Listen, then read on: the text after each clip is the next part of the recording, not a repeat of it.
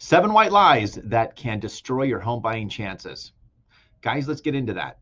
This is an article that realtor.com just came out with that I thought was very important to put down on video here to share these 7 common mistakes that people actually make. Guys, this mistake on a penalty could be up to 30 years in prison and $1 million fine. Now, I know that we like to get a 30-year mortgage, but you certainly don't want to get a 30-year mortgage and spend 30 of those years in prison. So guys, let me just share this with you because the number one that is the biggest claim that we actually have issues with in the United States is claiming that you live there, but you're planning on renting it out. Guys, this is the biggest one that gets people in trouble. If you plan on renting it out, don't fill out an application saying that you plan on living there because there are different stipulations. There's less money down. There are different things that can, tax consequences that can be there as well. I have heard of lenders actually knocking on the door and making sure that there is a tenant that lives in that property. So never actually state that, hey, I'm going to buy this as owner occupied and then go ahead and rent it out. So that's number one. Number two is actually kind of fibbing a little bit about your late payments on credit cards and things, or on your application stating that, hey, I'm never late. Guys, if you're late on your payments, you're going to have to just own up to it. If it's 5 years ago, whatever, 1 year ago, just let them know. Most of that will actually show up on their credit report anyway, but just want you to know that if you are missing those, just let them know that you are doing that, and keep that in mind. Don't miss those payments because it will ding your credit by a good chunk, and it takes several months to get that back up. Number three, fudging the source of funds for a down payment.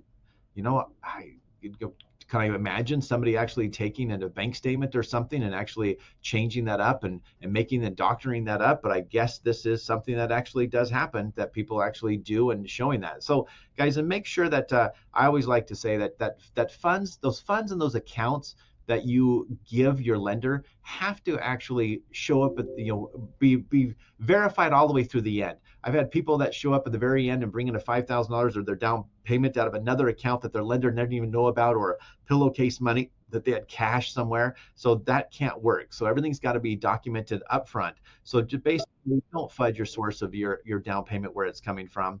I like this one, admitting debt, even small ones. If you guys have private money or debt that's out there that maybe doesn't show up on your credit report, make sure that you just document it. Let them know. Don't go into it of trying to hide some kind of small debt that you have that is going to cause a problem down the road.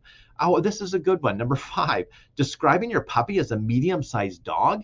This is great. This is more for if you're looking to buy a condo and say, oh yeah, my dog's small. My dog's a little baby dog. Because if you guys purchase that property in a condo that has the size of a dog limit, and then you start walking your dog around the complex, I bet you there's going to be some Nancy's that's going to get you in trouble, or going to actually complain to that. So then that's going to, again, we're going to have to reset, either sell the dog or sell the condo. So keep that in mind. Number 6, mischaracterizing your financial past. So if you guys do have anything that you've got going on about bankruptcy 5 or 6 or 8 years ago, make sure that you actually just disclose that. Don't try to hide things that were maybe an issue that had caused a problem with an economic downturn or something like that, but make sure you disclose all of that to your lender. All right, this is a good one here. Number 7, last and final, fibbing about employment history and job prospects. Guys, if you guys are going to, fib about your employment and then get some type of extra monies that you're saying that I make more money, it will come out. It will come out towards the end of the escrow, come out in middle of escrow, or find out that you actually don't have the money that you actually said that you have. So guys, I thought that was really important, of these 7 opportunities to make sure that you sit down with your loan officer, just disclose everything, have it all up front.